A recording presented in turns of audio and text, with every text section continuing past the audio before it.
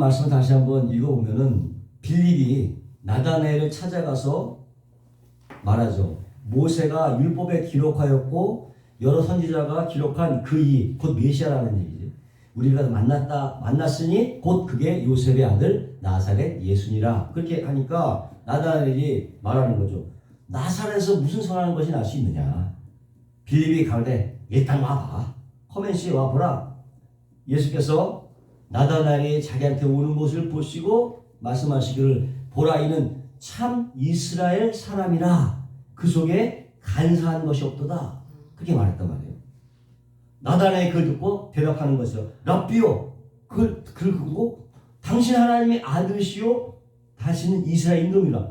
메시아라는 얘기란 말이야. 그 얘기를 했는데 금방 나다나엘이 알아듣고 당신이 바로 메시아요 이렇게 얘기했단 말이죠. 예수께서 대답하라 가로되 내가 너를 무화과 나무 아래서 보았다 함으로 믿느냐? 이보다 더 큰 일을 보리라.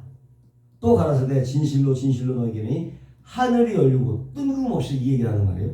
하늘이 열리고 하나님의 사자들이 인자에서 오르락내리락 하는 것을 보리라 하리라. 전혀 동떨어진 말씀이 같아요. 어떻게 보면 그죠? 이가 저 안 맞는 말이란 말이에요. 갑자기 여기서 하늘이 열리고 야곱의 사닥다리 얘기를 왜 하느냐 이거예요. 이 얘기 속에서 그런 부분들이 있단 말이에요. 과연 이게 무엇을 의미하는지 우리 하나만 찾아보겠습니다. 오늘 본문의 얘기는 나다나엘에 관한 얘기죠. 나다나엘의 얘기인데 이 나다나엘은 요한복음에만 나오는 사람이에요. 요한복음에만. 근데 어떤 학자는 이 나다나엘이 바로 바돌모레 예수님의 제자 중에 한 사람의 바돌로메라고 주장하는 사람도 있어요. 그도 그럴 것이 왜냐하면 이 장면이 빌립이 나다나엘을 만나는 장면이거든. 예수님 만나고 전도하는 장면이란 말이야. 예수님의 제자들을 찾아 부르시는 과정 속에 있는 장면이거든요. 그래서 이 나다나엘이 바로 바돌로메다 이렇게 주장을 하는데 여기서 바돌로메는 사람 이름이 아니에요. 바라바는 것은 아들이야. 누구누구의 아들. 돌로메의 아들이라는 얘기야. 사람의 이름이 아니라는 거예요. 나다나엘이 바돌로메가 돌로메의 아들 나다나엘을 말하는 것이다. 이렇게 주장하는 사람들이 있는데 상당히 근거가 있는 말씀이에요. 그리고 요한 베드로에게도 바요나 시몬 할 때 바자가 뭐야? 아들이야. 요한의 아들 시몬이라는 뜻이거든. 아멘. 그러므로 이 나다나엘이 예수님의 제자였던 바돌로메의 가능성이 크다. 뭐 그렇게 생각하시면 될 것 같아요. 뭐 별로 왜 중요한 건 아니지만 뭐 그런 식의 아시면 될 것 같아요. 이 나다나엘 그 바돌로메 예수님의 제자 나다나엘과 예수님의 대화 내용인 거예요. 우리가 집중하고자 하는 것은. 근데 먼저 빌립이 나다나엘에게 가서 우리가 율법과 선지자에서 기록했던 그 메시아 율법과 선지자에 기록된 그 율법 사상에 기록된 그 메시아 그 개념이 갖고 있는 거죠. 이 얘기는 우리가 갖고 있는 메시아 사상과 부대 히브리인들이 부대 유대인들이 자기들이 갖고 있는 메시아 사상이 있었을 것이라는 말이에요. 그러니까 빌립이 나다나엘을 만났을 때 우리가 율법과 선지에서 말했던 그 메시아 있잖아. 그 메시아를 만났다 이렇게 그 메시아를 만났다 외쳤어요. 그러니까 나다나엘이 야 나사렛 같은 데서 무슨 선한 것이 메시아가 날 수 있겠느냐 환경이 나사렛 이런 얘기가 말 나사렛 이 나사렛은 그때만 해도 시골 깡촌이란 말이에요. 옛날에 우리 달동네 있잖아. 봉천동, 산동네 그런 곳과 같은 그런 나사렛 그런 동네에서 무슨 메시아가 나겠느냐 그런 완전히 무시하는 발언이었다. 나사렛 예수를 무시하는 발언이었단 말이에요. 나사렛 예수? 나사렛에서 무슨 그런 게 나겠느냐. 근데 여기서 우리가 알 수 있는 것은 나다나엘이 율법에 어느 정도 정통했다는 증거가 되기도 하죠. 전혀 몰랐던 게 아니에요. 왜냐하면 이 얘기가 어디서는 미가서 5장 2절에 보면은 베들레헴 에브라다야 너에게서 이스라엘의 왕이 날 것이라는 예언이 미가서의 예언이 있었어요. 이 미가라고 하는 사람은 히스기야 왕 때 선지자인데 이러한 미가서의 구약적인 예언들을 나다나엘은 잘 알고 있었다는 얘기야. 율법을 잘 알고 있어서 그런 의미가 돼. 그리고 이 구절 통해서 이 나다나엘이 메시아가 나실 곳은 그렇게 허름하고 초라한 동네가 아니야. 그런 것을 잘 알고 있었다는 의미가 되잖아요. 최소한도 메시아가 나면 그런 노래는 아니라는 것을 이 구절로 통해서 알 수 있었다는 거예요. 결국 뭐냐면 이들이 갖고 있는 메시아 사상은 자기 나름대로의 메시아 사상. 성경이 말하는 전자 메시아 사상이 아니고 자기들이 자기 민족이 가르치는 메시아 사상을 갖고 있었다는 얘기예요. 자기네 그 히브리 민족만 갖고 있었던 고유의 공유했던 그 메시아 사상, 그 민속적인 거지. 민속적인 메시아 사상을 나다나엘도 갖고 있었다는 의미. 무슨 얘기인지 알겠죠? 분명히 나다나엘은 예수님 나서 무슨 선한 것이 나겠어. 예수님을 무시하는 발언했단 말이야. 그렇잖아요? 무시하는 발언했어. 나사렛에서 무슨 선한 것이 나겠느냐? 그랬더니 빌립이 뭐래? 커맨씨 와서 봐. 이렇게 얘기한 거잖아요. 그 내용이 나와요. 그러니까 그러고 빌립이 나를 데리고 오니까 주님이 나다나엘 딱 봤어. 딱 봤는데 이는 참 이스라엘이라 그 속에 간사한 것이 없도다. 나다나엘은 약간 무시하는 말을 했는데 예수님은 약간 칭찬하는 듯한 인상을 주잖아요. 참 이스라엘이라 그 속에 간사한 것이 없도다. 여기서 주목할 것은 간사하다는 말이에요. 간사하다. 이것은 헬레어로 돌로스라는 말이에요. 돌로스라는 말은 속이는 자, 간사한 자, 괴기 이런 뜻이거든요. 간사한 자 하면 떠오르는 거 구약에서는 누구 있어? 속이는 자, 간사한 자 누구야? 야곱이지. 간사한 것이 없도다. 야곱을 떠올린단 말이에요. 나다나엘을 참 이스라엘이라고 하면서 간사한 자 야곱을 떠올린단 말이에요. 무슨 얘기 하는지 알겠죠? 나다나엘 보고 참 이스라엘 사람이라 그 속에는 간사한 것이 없다. 야곱을 떠올린단 말이에요. 이 두 가지를 통해서 예수님은 나다나엘에게 뭔가를 얘기하고 싶은 거야. 이해하셨어요? 이 구절을 그렇게 이해하셔야 되는 거예요. 응? 그러니까 예수님은 간사한 자 야곱과 참 이스라엘을 동시에 등장시켜서 떠올리면서 다른 말로 야곱과 이스라엘. 야곱은 뭐야? 야곱은 어때요? 야곱의 씨름 있잖아. 야복 강가에서 씨름 이전이 야곱이고 야곱 가서 씨름에서 패함으로 이스라엘이 된 거잖아. 야복 강가 이전은 야곱이고 그 이유를 이스라엘로 변했단 말이야. 그 야곱과 이스라엘을 등장시켜서 지금 예수님은 뭔가를 설명하고자 하시는 거지. 이해하셨어요? 여기는 문맥을 그대로 한번 따져가 보는 거예요. 지금 주님은 지금 이 나다나엘 대화를 통해서 한마디로 이스라엘은 이스라엘인데 육적인 이스라엘과 영적 이스라엘. 자, 여기서 야곱을 육적인 이스라엘로 표현했고 그냥 참 이스라엘을 영적인 이스라엘로 표현했단 말이에요. 같은 이스라엘이지만 육적인 이스라엘의 대표 곧 야곱, 영적인 이스라엘의 대표 누구겠어요? 교회지. 예수 믿는 사람들. 잘 보세요. 육적인 예수 믿는 사람들, 육적인 이스라엘 곧 야곱, 참 야곱과 참 이스라엘, 영적인 이스라엘, 참 이스라엘의 대표는 교회란 말이에요. 야곱과 교회. 참 육적인 이스라엘은 야곱이고 영적인 이스라엘은 교회라. 이렇게 비교해서 보시면 돼요. 네? 요 얘기를 자, 그러니까 그 교회에서 얘기하고 계시는 거야 지금. 예수님이 죽고 나서 탄생된 그 교회 참 이스라엘. 이해하셨어요? 그 두 가지를 미리 나다나에게 얘기하고 있는 거야. 나다나엘이 그 예수님의 말씀을 듣고 깜짝 놀라. 응? 응? 어떻게 나를 아십니까? 칭찬해 주잖아. 참 이스라엘이라 그 속에 간사한 것이 없던 것. 그 입을 떡 끄고 나다나엘이 깜짝 놀라서 어떻게 나를 아세요? 하고 마치 자기의 이것은 나다나엘의 교만을 얘기하는 것이 아니고요. 그 의미를 알았단 말이야. 예수님이 그 던진 그 말의 의미를 얘는 나다나엘은 캐치했다는 거예요. 예수님이 그 말씀하신 그 말씀을 이해했다는 거예요. 그런 뜻이 되잖아요. 이해하셨어요?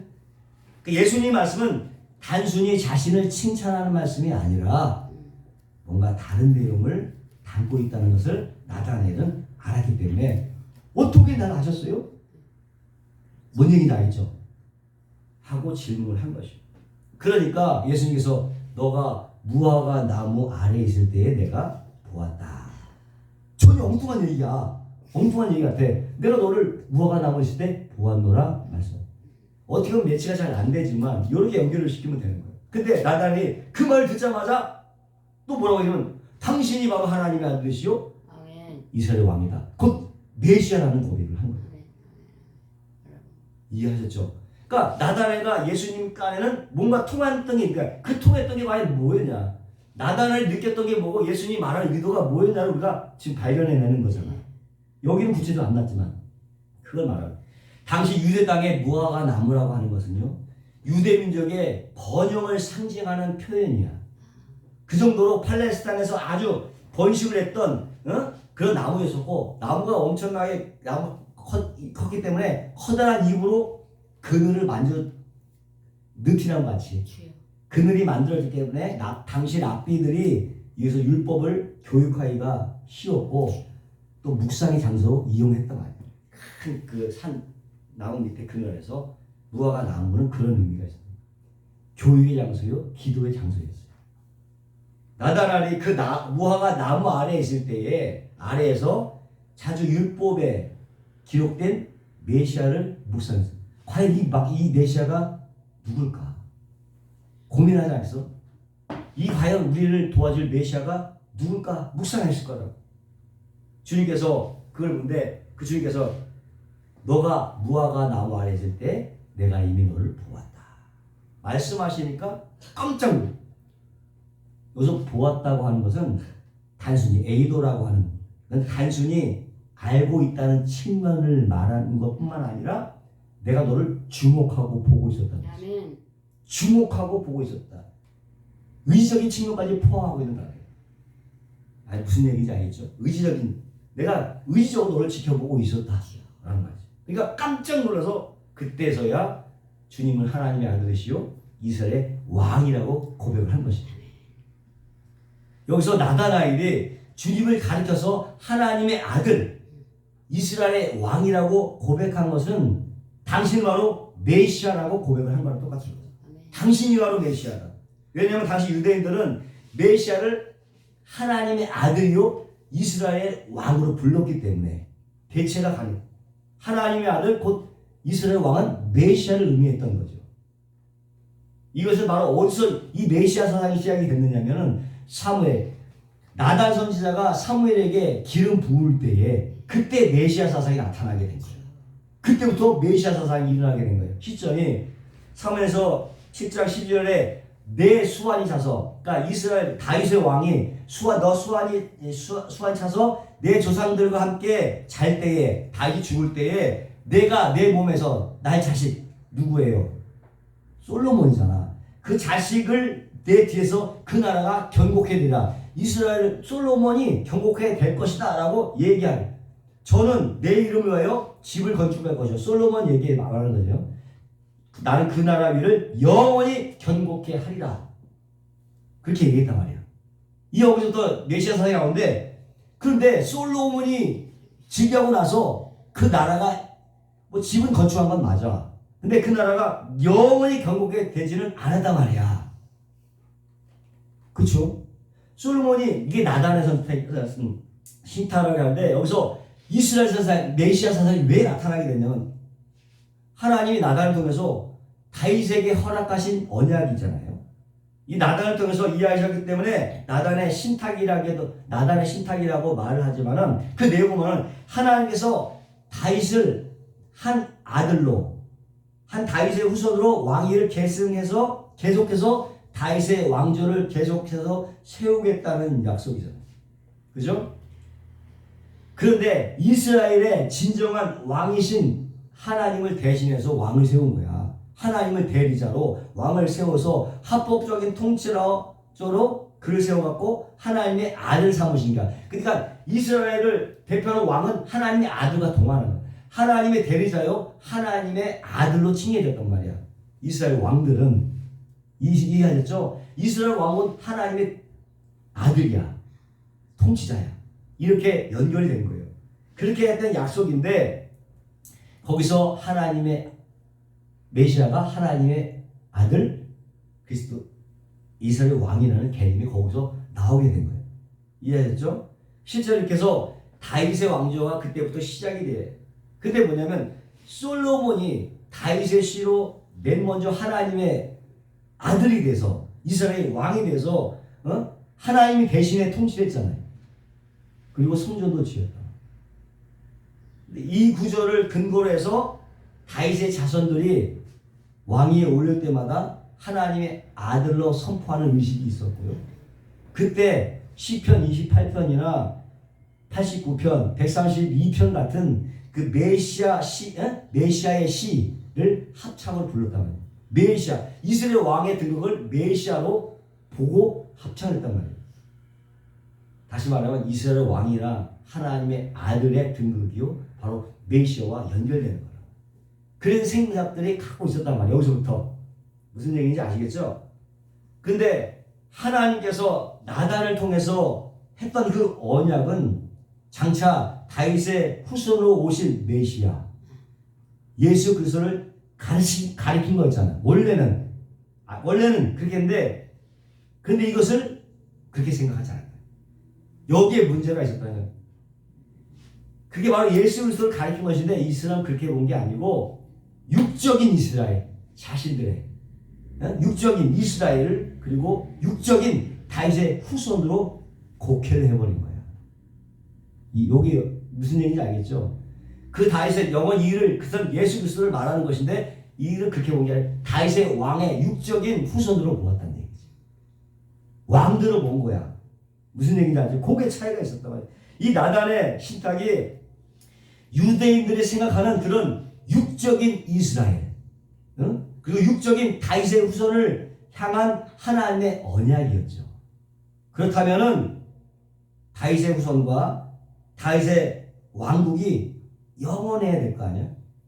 전국히 영원해야 되는데, 솔로몬이 죽자마자 그냥 남북이 갈려서 영원하지 못했어. 솔로몬의 아들 르호보암이 남유대를 지배하고 북이스라엘은 여로보암 10개가 나눠졌단 말이에요. 영원하지 못했단 말이에요. 이걸 어떻게 해? 그리고 나서 721년에 북이스라엘은 아수르에게 망하고 580년에 바벨론에게 남전 망해버리잖아요. 영원하지가 않았단 말이야. 그럼 어떻게 된 거냐? 하나님의 약속이 어떻게, 하나님 거짓말 할 수도 없잖아. 이렇게까지는 가지 않은 거지. 하나님이 거짓말 하시는 분이 리가 없지. 그렇게까지는 가지 않았어. 그래서 이 구절을 유대인들은 메시아 사상으로 바꿔버린 거야. 그때부터 메시아 사상이 나왔다. 무슨 얘기인지 알겠죠? 왜 이런 메시아 사상이 가지고 있었나? 알겠죠? 그래서 이거는 그게 아니라 먼 훗날 종말의 때에 다윗의 후손을 하나님이 다시 세우실 것, 다윗의 왕국을 이 땅에 다시 재건하겠다는 그런 약속인가 보다 라고 생각을 했고, 그때부터 하나님의 아들이요 이스라엘 왕인 그 메시아를 기다리기를 시작한 것이죠. 이해하셨죠? 왜? 자기 나라가 완전히 망해버렸기 때문에. 왜냐하면 다윗의 왕조는 다 끊어져 버린 거잖아. 영원하지 못했잖아. 이렇게 해서 나단의 신탁을 통해서 이 메시아 사상이 비로소 시작이 된 것이다. 그런데 성경이 말하는 메시아 사상이라고 하는 것은 유대인들이 말하는 그런 정치적이고 경제적인 태평성대를 이루어줄 힘 있는 다윗의 왕국을 다시 재건하실 그 왕이 오실 것이라고 하는 메시아 사상은 아니란 말이에요. 달랐단 말이에요. 유대인들은 그걸 생각해. 다윗을 재건할 수 있는 그런 왕으로 생각했단 말이죠. 이거를 민속 메시아 사상이라고 합니다. 유대인들이 보통 갖고 있었던 얘기예요. 유대인들이 갖고 있던 메시아 사상. 그런데 이 나다나엘도 이러한 메시아를 기다리고 있었던 사람이다. 이해하셨죠? 근데 주님께서 이 무화과 나무 안에서 고민하고 묵상한 것을 예수님이 아신 거지. 나다나엘이 뭘 위해서 고민하고, 우리 메시아가 언제 오실까? 근데 그 메시아는 민속 메시아였단 말이에요. 아하! 이분이, 그러니까 그 얘기를 들을 때, 바로 이분이 내가 기도하고 그런 메시아구나 라고 생각했던 거죠. 충분히 그럴 수 있는 거 아니에요? 그래서 나다나엘의 고백이 바로 이스라엘 왕이시오, 하나님의 아들이시다. 이 고백이 맞긴 하지만 충분한 고백이 아니지. 그죠? 충분한 고백이 아니야. 그렇잖아요. 예수님을 다윗적 메시아로 고백하는 것은 틀린 것은 아니지만은 충분하지 않은 거죠. 충분하지 않아요. 왜냐 육적인 것에 머물러 있었기 때문에. 그래서 예수님은 51절에 나다나엘의 그 신앙 고백이 어디를 향해야 되는지를 지적해주고 있는 거예요. 그러면서 얘기하는 거야. 진실로 너희들이 하늘이 열리고 하나님의 사자들이 인자 위에 오락내리하는 것을 보이라.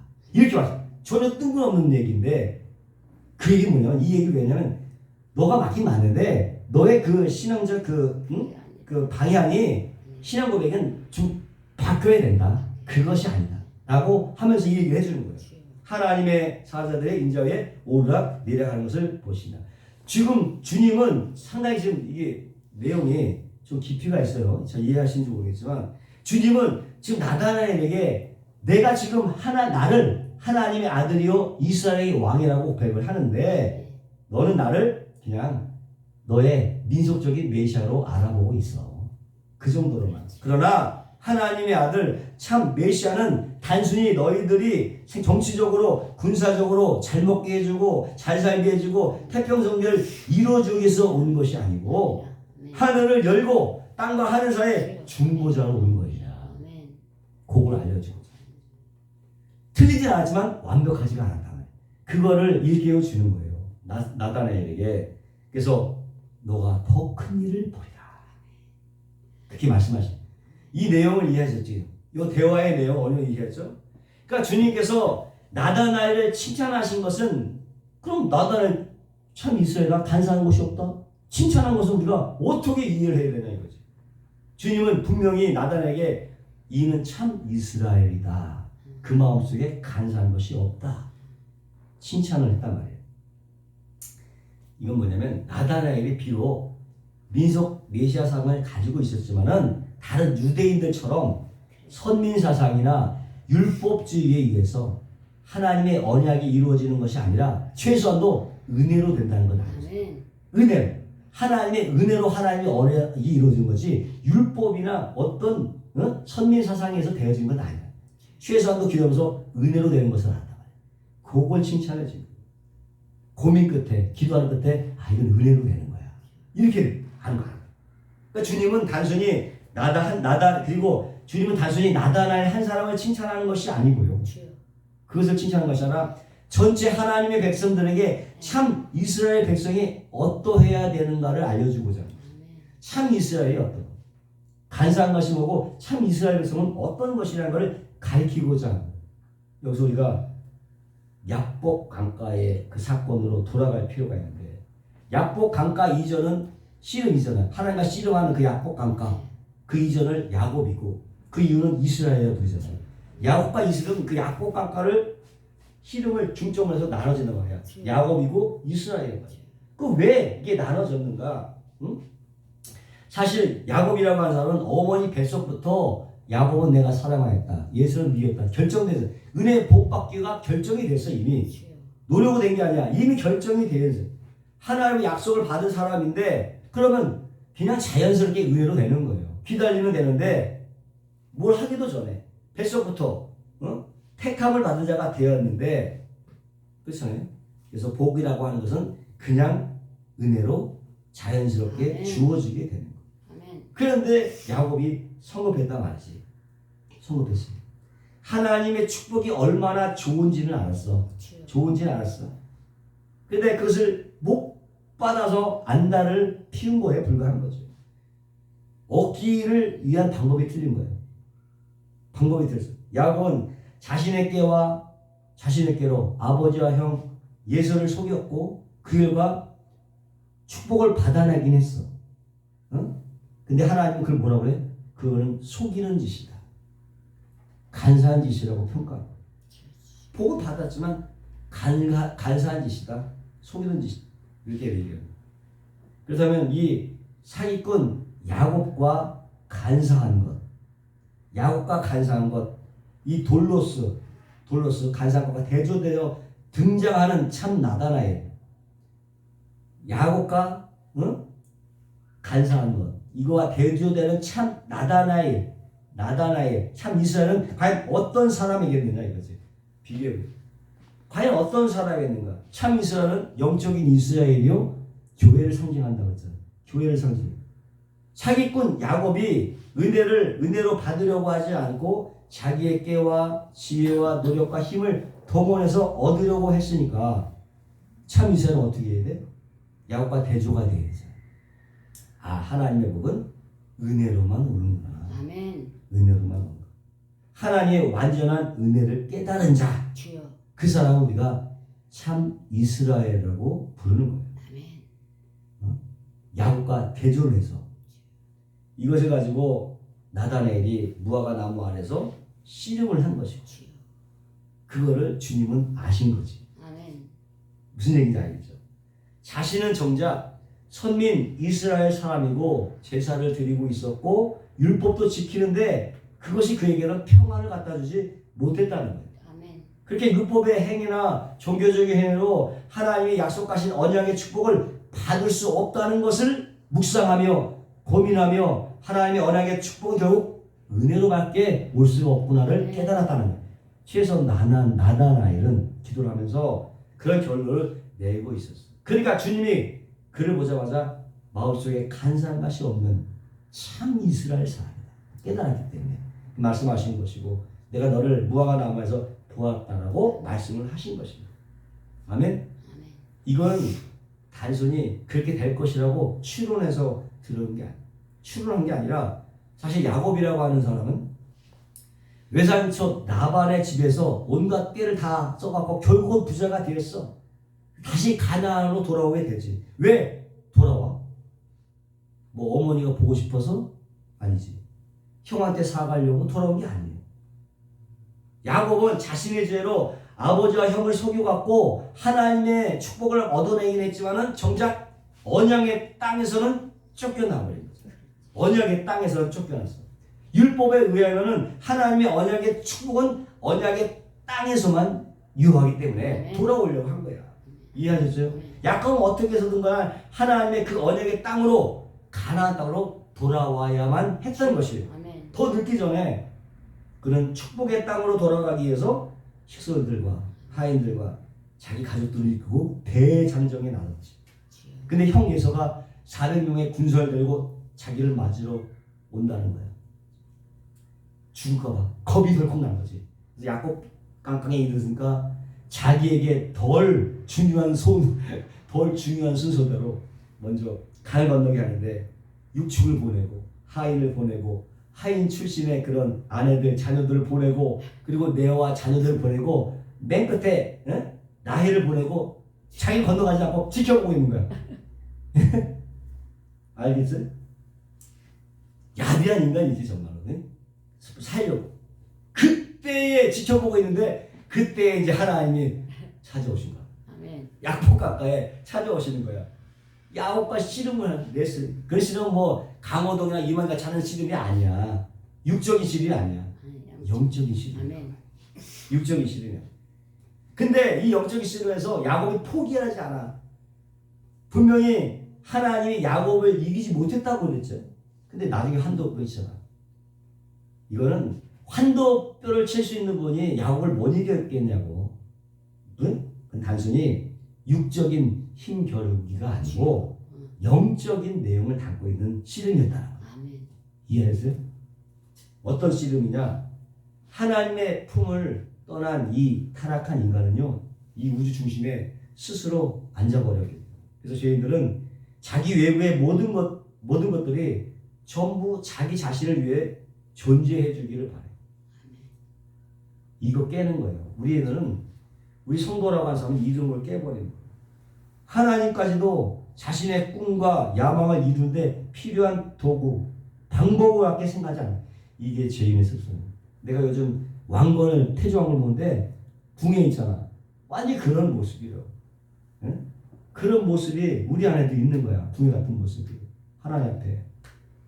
하나님까지도 자기의 꿈과 야망을 이루는데 필요한 도구로 방법으로 생각할 밖에 안 한다. 그래서 스스로 타락한 죄인들은 하나님으로부터 공급되는 하나님의 생명력, 지키심, 보호심을 상실해 버렸기 때문에 스스로 힘을 축적해서 스스로를 보호해야만 했잖아요. 그래서 하나님의 도움이 없이도 무엇이든지 자기 힘으로 스스로 할 수 있다는 착각에 빠져 있기 때문에 하나님을 의지하지 않는 것이죠. 바로 약복 강가의 야곱, 이건 바로 이런 죄인들을 대표하는 거예요.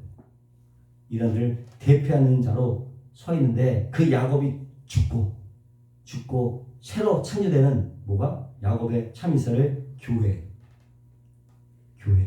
교회가 탄생되는 것, 바로 약복 강가의 사건입니다. 그래서 죄인들은 그래도 그 죄인들은 그 하나님을 그래도 이겨보려고 애를 쓰고 이겨보려고 한다고 해요. 하나님께 쓴 것은 아랑곳하고 자기의 소원을 이루기 위해서 하나님께 기도를 한단 말이에요. 하나님 내 뜻을 이룰 새벽기도 40일 금식기도 100일 기도 1000일 기도 자기의 뜻을 이루기 위해서 한단 말이에요. 기도는 좋은 거지만은 그 근본적인 동기가 더 중요하다는 거예요. 그렇게 기도하는 건요, 내 뜻을 이루어주세요 하고 금식하면서 기도하는 것은 사실 하나님을 협박하는 것과 같다. 이래도 안 들어주겠느냐 하는 거지. 우리는 잘 생각해 볼 필요가 있어요. 또 기도를 하기 전에 하나님께서 나에게 계획하신 뜻이 뭐냐, 의도가 무엇인가를 먼저 아는 것이 중요하다. 아멘. 하나님의 뜻을 구해야지 주여. 자기의 뜻을 위하여 하나님을 관철시키는 기도는 안 된다는 거예요. 그건 잘못된 기도라. 그래서 자꾸 무조건 나의 소원과 나의 뜻을 위해서 기도한다는 거, 그게 바로 씨름인 거예요. 하나님과 씨름하는 거예요. 하나님과의 씨름. 근데 안 지는 거야. 절대로 인간들이 안 져. 굶어도 안 져. 하나님은 근데 그러한 야곱들에게 은혜를 부어주시기를 원하십니다. 아멘?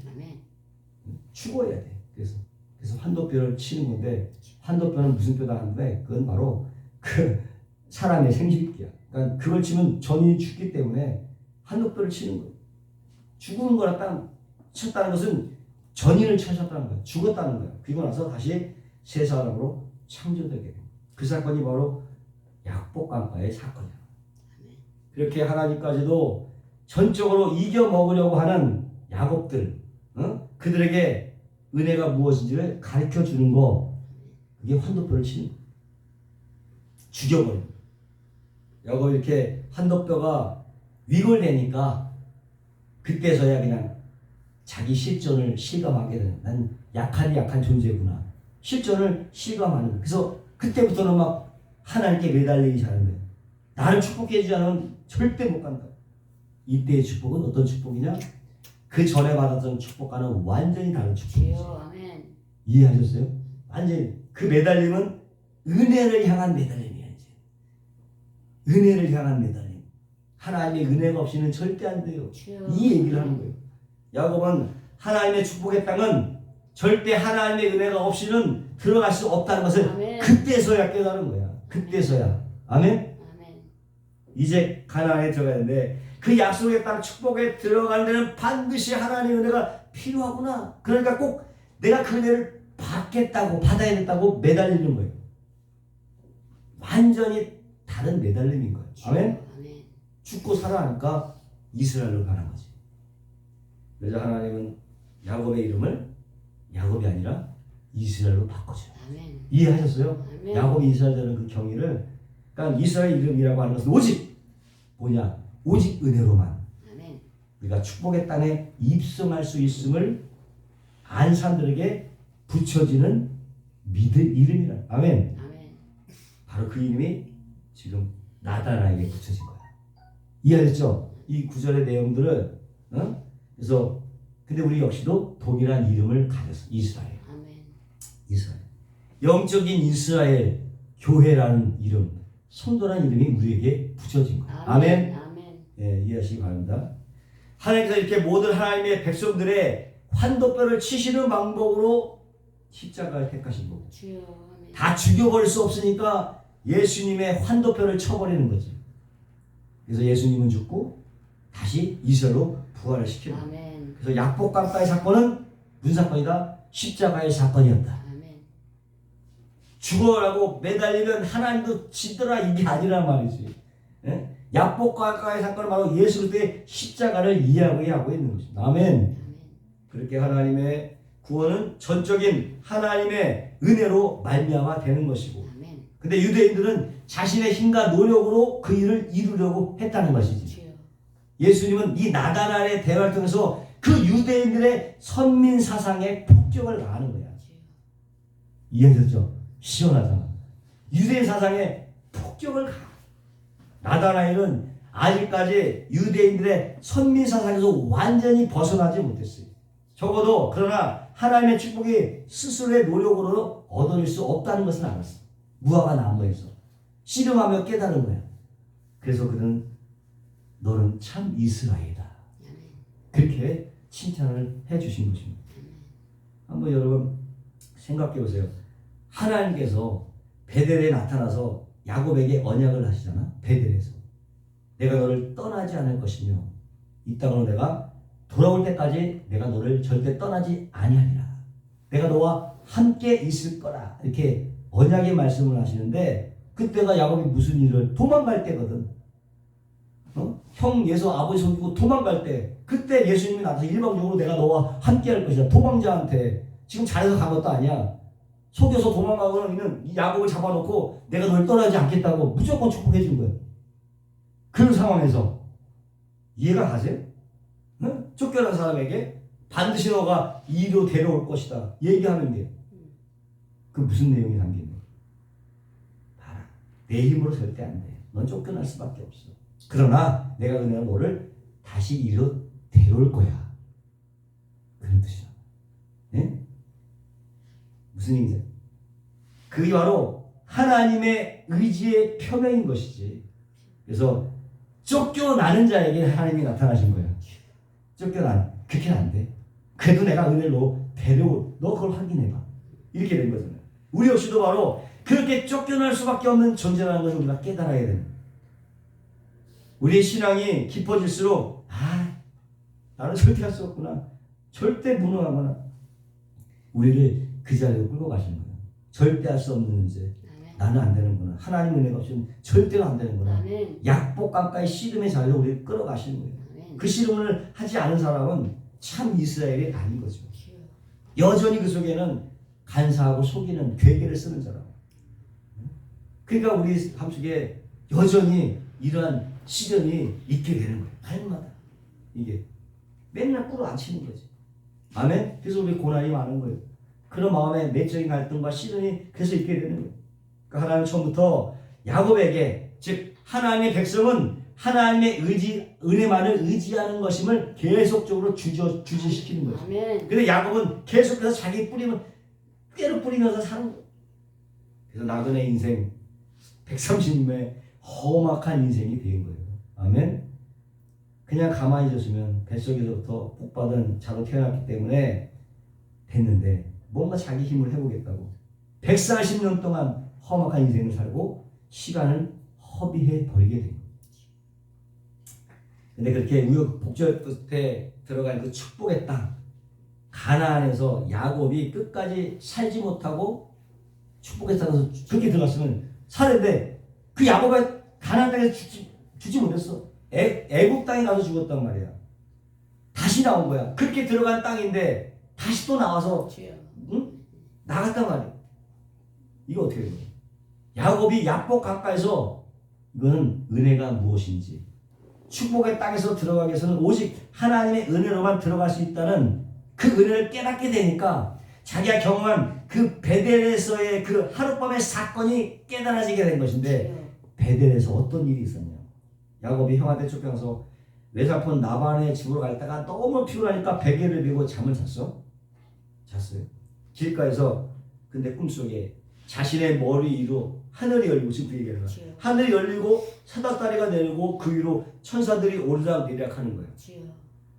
하늘이 열리고 그래서 야곱이 거기를 베델 하나님의 집이라고 해서 하늘이 열리고 사닥다리가 자기 머리에 오르락을 베델 하나님의 사닥다리라고 이름을 지어요. 그런데 야곱은 이때 하나님의 축복의 땅으로 들어가는 것은 바로 은혜라는 것을 깨닫게 됐죠.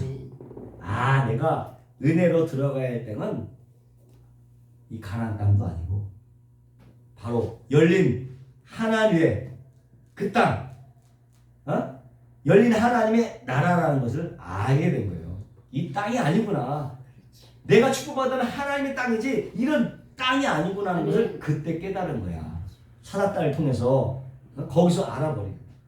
그때부터 야곱은 이 땅의 것들, 가치 있는 것들하고 여기는 그런 것들, 하물며 축복의 땅까지도 그것은 뭔가 하나님이 우리에게 상징적으로 주신 것이지 진짜 우리가 은혜로 들어갈 땅은 여기가 아니라 바로 저 하나님의 나라구나. 그것을 깨닫게. 그래서 그때부터 가나안 땅을 자유자재로 들락날락 왔다 갔다 할 수 있었던 거예요. 내가 그걸 알았기 때문에. 아멘? 이렇게 된 거예요. 그래서 이 야곱은 그때부터 세상 권세가 두렵지 않죠. 죽음이 두렵겠어? 그걸 알았으면 그 진리를 아는데 대통령이 두렵겠어요? 권세가 두렵겠어요? 그러니까 바로 앞에서 그냥 가감하게 그 거지 같은 야곱이 축복을 해주는 거야. 그 멸관을 쓰고 왕이 앉아서 그냥 꾹 안수받고 있는 거야. 거지가 왕에게, 세상 왕에게 안수하는 거야. 꼼짝 못해. 그래도 두렵지 않아. 왜? 자기는 눈에 보이지 않는 확실한 소망이 있기 때문에 우리가 여기까지 가야 돼. 우리 신앙이 여기까지 가야 돼. 그래서 이 거지가 당시 세계 최고의 권력자인 바로 앞에서 가는 그를 축복하는 거지가 세계 최고의 권력자 앞에서 축복을 한 것입니다. 복을 받을지어다. 나는 왕이라 고개 숙이고 그 정도는 돼야 되잖아요. 목회자라는 사람들이 대통령 앞에서 안수할 때 대통령이 무릎을 꿇고 받아야 될 정도의 그런 권위가 있어야 되지 않겠느냐. 그러니까 야곱이 복이 뭔지를 아는 거지. 내가 앉아있는 그 자리가 복이 아니라는 것을 아는 거지. 그래서 축복을 한 거야. 왕 너가 그게 복자리가 아니야. 그게 진정 축복이야. 그러니까 축복을 하는 거야. 야곱이. 130년에 그 거지 야곱이 그 왕에게 축복이 뭔지 알 때 그게 복자리가 아니야. 진정한 복은 하나님에서 주는 거야. 지가 복을 내려주는 거야. 이런 정도가 돼요. 세상이 이야기하는 복이라고 하면은 바로보다 더 큰 복을 가진 사람이 어디 있어요? 근데 야곱이 그 바로를 축복한다는 거야. 아멘. 그것이 중요한 것이다. 주님은 지금 이 나다나엘과의 대화를 통해서 하나님의 백성들이 참 이스라엘 이 어떤 것인지 어떻게 살아야 하는지를 가르치고 있는 것입니다. 그러면 유대인들이 창세기의 야곱과 이스라엘을 이 이야기를 창세기 야곱의 이야기를 유대인들은 이 이스라엘을 어떻게 이해하고 있었길래 이런 권고를 하신 것이냐 이걸 잘 볼 필요한데 이 대화의 배역이 되는 이 구약은 창세기 28장과 다니엘서 7장을 인용한 것입니다. 결국 뭐냐면 유다인들이 창세기 28장 사돌의 왔다 갔다 하는 이 사곱의 야곱의 사닥다리 천사 왔다 갔다 하는 이것을 어떻게 이해했었는가를 살펴보는 거예요. 잘 보세요. 이거를 살펴보기 위해서는 유럽의 랍비들의 창세기 주석인 그 제네시스 라바라는 책이 있어요. 이 구절을 주석해 놓은 책이 있단 말이야. 유대인들의 제네시스 라바에 보면 이렇게 돼 있어요. 이 제네시스 라바라고 하는 것은 구약 알라모의 탈굼에 나온 창세기를 번역한 거야. 유대인들 랍비들이 주석을 해 놓은 책이야. 이것을. 근데 어떻게 이 주석 뒤에 어떻게 표현하는지 보세요. 이것은 유대인들의 선민사상이 얼마나 철저했는지를 우리가 알 수 있었고 그들이 어떠한 메시아를 기다리고 있는지를 알 수가 있어요. 자 보세요. 유대인들의 이런 주석을 보면 야곱이 아버지와 형을 속이고 아버지의 축복을 받은 후에 외삼촌 라반의 집을 도망가는 길에 잠이 들었다가 거기서 하나님께서 꿈에 나타나서 야곱에게 그 언약하신 말씀을 하는 장면을 이렇게 주의하고 있는 거예요. 자 그대로 옮겨오면 그대로 읽어볼게요. 야곱이 에서에게 쫓겨서 자기의 집을 떠나 어미의 고향으로 가는 중에 천사들이 호위한다. 야곱이 베들에서 잠이 들자 천사들이 야곱의 잠든 얼굴을 쳐다보고 훔쳐보고 하늘로 올라가서 하나님의 어자의 시중을 들고 있는 다른 천사들에게 하나님의 어자에 앉아있는 하나님, 그 실제는 하나님 야곱이 앉아있는 거야. 하늘에 야곱이 실제 야곱이 앉아, 그 어자는 야곱의 얼굴이 너무 부시니까 안 보이는 거지. 그 어자에 있는 야곱의 얼굴을 한번 보려면은 땅에 내려와서 베델에 잠자고 있는 야곱의 얼굴을 보라고 하니까 천사들이 줄을 이어서 내려왔다 보고 갔다니. 이렇게 창세기를 그 내용을 한번 생각하고 있어요. 무슨 얘기인지 아시겠죠? 마치 인상 옛날 얘기 같아. 신화적인 얘기 같은데 그렇게 주석을 해놓고 있단 말이에요. 이 말은 뭐냐면 선민 이스라엘의 조상인 야곱의 실체는 이미 그 실체는 하나님의 어자에 이미 앉혀있잖아. 실체는 하나님의 어자인데 그 얼굴이 너무나 거룩해서 천사들도 쳐다볼 수가 없는 거야. 응? 지금 뭐야? 자신의 선민이 그 야곱, 자신의 이스라엘의 조상이잖아. 야곱은 그 야곱을 엄청나게 띄워놓고 있잖아. 그쵸? 엄청나게 띄워놓게 있나 봐요. 사실 근데 틀린 말은 아니야. 틀린 해석은 전혀 아니에요. 우리도 영적으로는 사실 그 자리에 앉아있는 거잖아. 우리도 그 자리에 이미 앉아있는 거란 말이야. 응? 하나님의 자녀, 우리들의 바로 실존이 바로 그거거든. 그 자리에 앉아있는 거거든. 천사들도 감히 바라보지 못하는 그 실존, 그게 우리 실체란 말이야. 그 엄청난 실존, 이게 틀린 해석은 아니지만 지나치게 야곱과 자신의 조상 야곱과 육적인 이스라엘만 높이는데 문제가 있었다는 거지. 무슨 얘기인지 아시겠죠? 그게 문제예요. 그렇게 야곱이 하나님의 어자에 앉아 있어서 눈이 부셔서 천사들도 얼굴을 쳐다볼 수 없는데 마치 그 야곱의 모조품 얼굴을 이 땅에 볼 수 있었고 그 하나님의 어자에는 진짜 실체의 위대함을 천사들이 헤아려 볼 수 있게 되었다. 그 정도로 야곱을 띄운 거란 말이지. 무슨 얘기인지 알지? 그렇게 표현한 거야. 그러니까 자신의 이스라엘 조상인 이스라엘 조상은 야브람이 아니야. 야곱이지. 자기의 조상인 야곱을 띄워놓고 있는 거야. 이해하셨죠? 그래서 땅에서 야곱을 시중 들고 있는 천사들이 하늘로 올라가서 하늘나라에 있는 천사들에게 너희들도 야곱이 보고 싶냐? 그래. 그럼 하나님 어자에 있는 그 야곱은 눈이 부셔서 못 보겠지? 지금 야곱이 자고 있거든? 얼른 보고, 응? 와, 그랬단 말이야. 이게 바로 랍비들이 주석해 놓은 거예요. 근데 틀린 것이 아니야. 다만 그것이 바로 교회의 실존을 말해주는 것이고 아멘. 교회의 신분이 바로 거기 있는 거예요. 그 야곱의 자리에 누구 갖다 놓으면 교회로 바꿔놓으면 되는 거예요. 예수님은 그 얘기를 하고 싶은 것이야. 그 자리는 그게 맞긴 맞는데 그 야곱의 자리가 아니라 바로 하나님 백성 너희 교회들의 자리다라는 것을 바꿔놓고 있는 거야.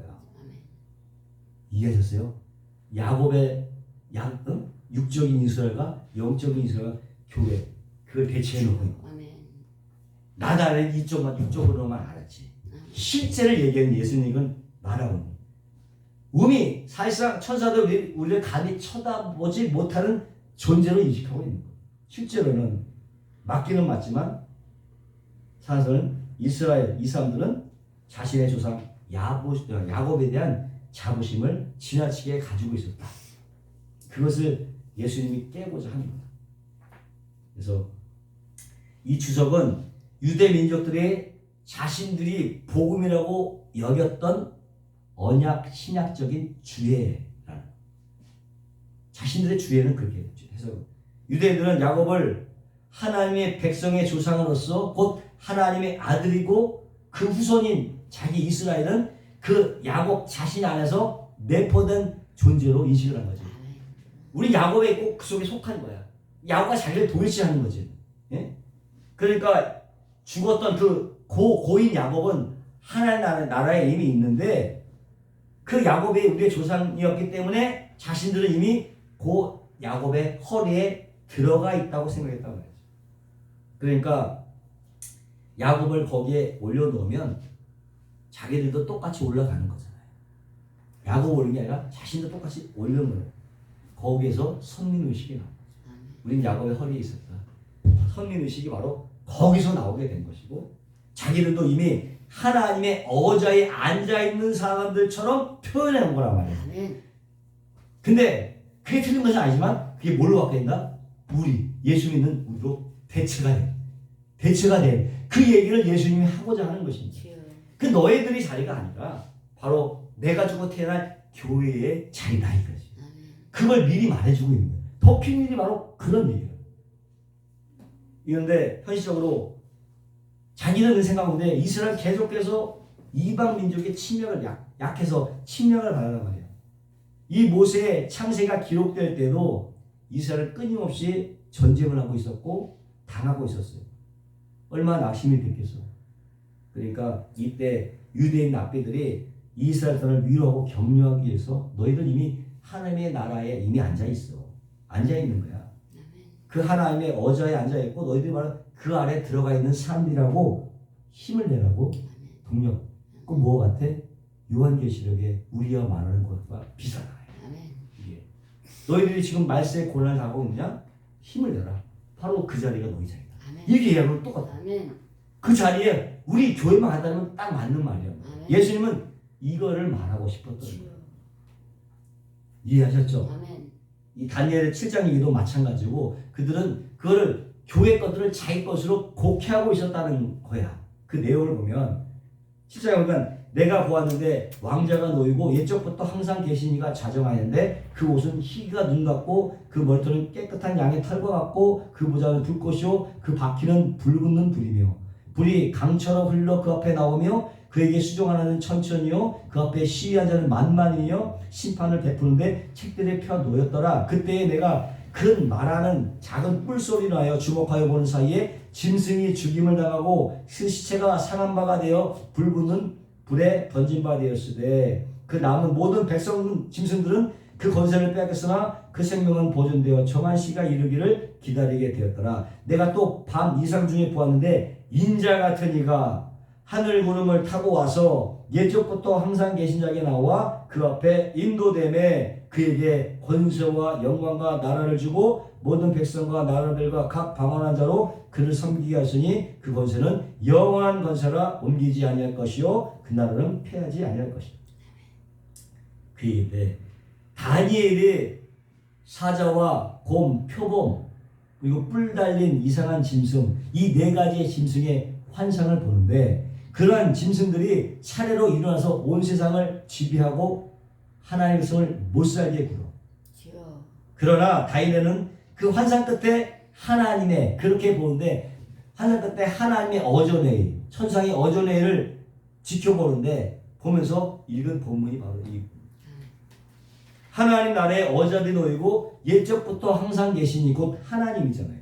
하나님이 자정하여 계시고 그 앞에 수많은 천사들이 예배하고 섬기는 가운데에 심판이 벌어지는데 그래서 앞에 있는 짐승들을 멸망시키는 것을 다니엘이 보는 것이죠.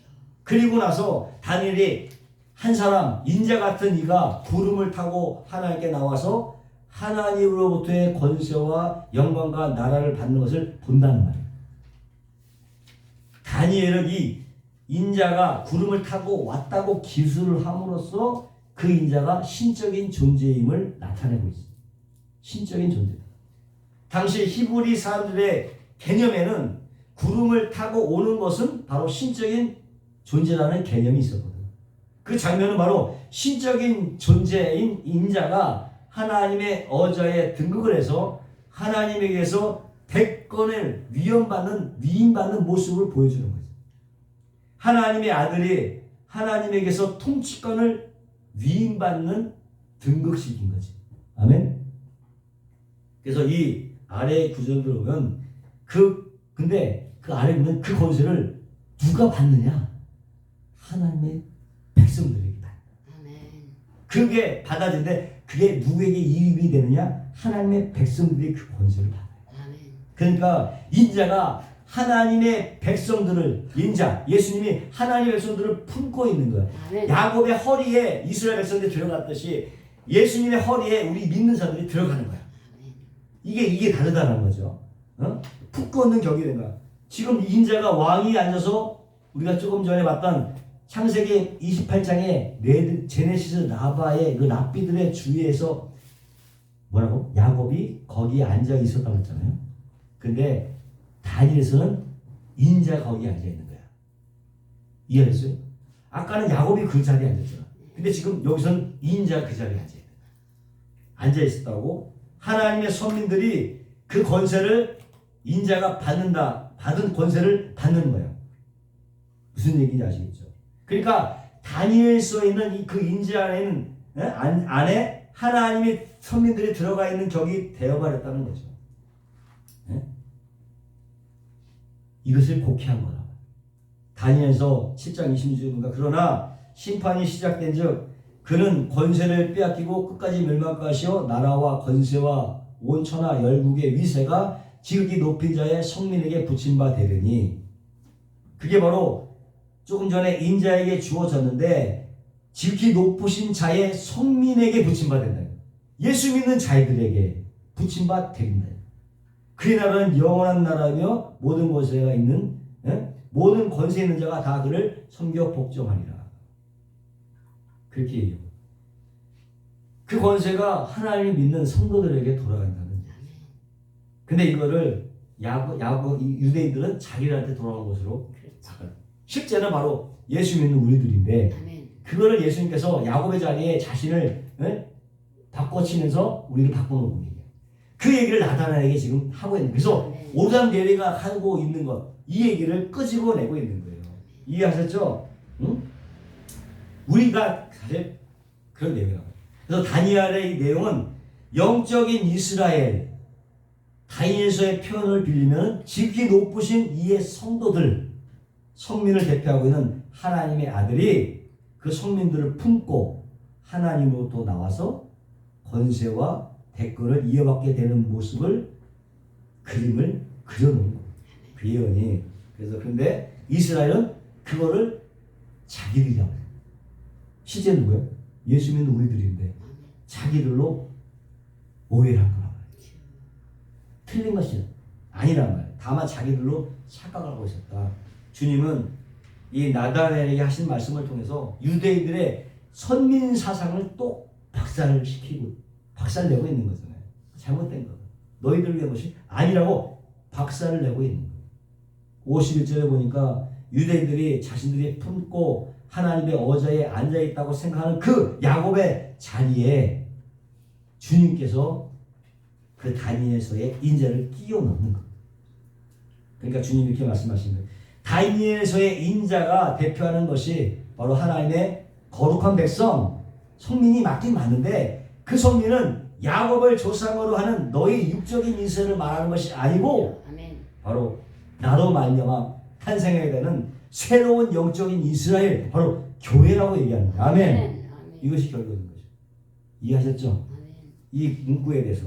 그래서 베델에서는 야곱의 위로 하나님이 하늘이 열리고 사다다리가 하늘부터 쳐서 오르락 내리락 했지만은 여기서는 그 야곱의 자리에 인자가 딱 들어가시는 거죠.